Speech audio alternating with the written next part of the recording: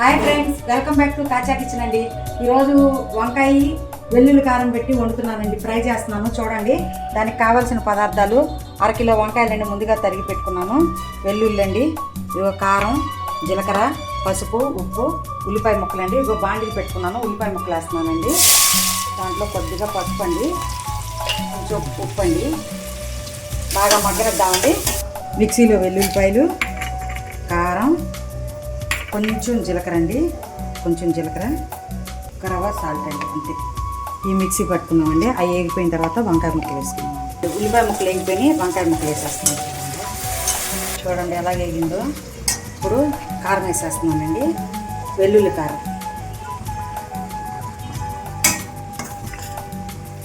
వెల్లుల్లి కారం పెట్టి వంకాయ ఫ్రై చేశానండి.